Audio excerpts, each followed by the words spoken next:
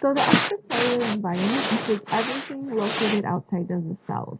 And so cells receive nourishment to and from and release waste into the extracellular environment. All right. So we'll have transmission of materials that goes that way. And so cells communicate with each other by secreting different chemical regulators in the extracellular environment. So 67% of our water comes from the intercellular or inside the cell compartment. And then so 33% is going to come from extracellular compartment. All right. So 20% of that then is found within our blood plasma. But then the remaining 80% of that extracellular compartment then comes from our interstitial fluid, or this is commonly known as tissue fluid, and this is what connects the intercellular with the blood.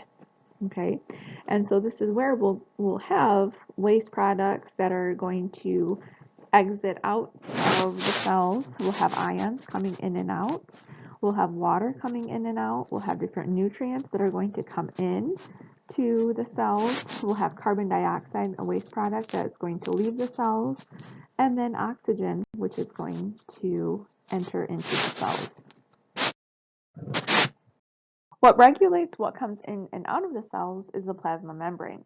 And a lot of it has to do with the permeability of it. And if you recall, it is selectively permeable due to different ions, receptors, channels that we have within the membrane. In general, it does not allow proteins, nucleic acids, and other large molecules out of the cells. And then, though it does let in, for the most part, ions, nutrients, and waste into and out of the cell. So we have two different types of transport. We have active and passive transport. So passive transport are going to not require energy, whereas active transport will require energy in moving of one direction. So with passive transport, what we have is molecules that are going always to move from high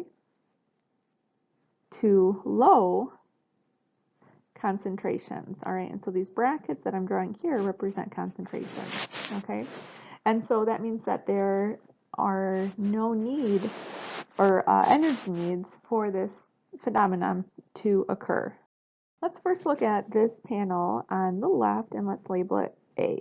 Okay, so this is where we have simple diffusion of nonpolar molecules.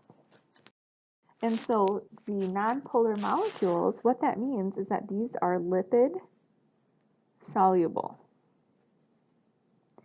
If you remember and recall, our plasma membrane has a lipid bilayer. And so nonpolar molecules that are small can easily penetrate through that plasma membrane and go from the outside of the cell and enter inside the cell. So now let's look at panel B here in the middle. And so what we have here is simple diffusion of inorganic ions and of water. So the difference that we see here within the membrane is that we have these different channel proteins, okay? And these are either going to be different types of protein channels, or they will also, in terms of water, they're called aquaporins, where they'll regulate how much water can enter and exit. These channels, what they do is they allow for non-specific molecule or non-specific reactions to occur, so that they will open when we have high concentrations of a certain molecule and then enter into the cell when it's in lower concentrations. So for these ones, these are non-specific.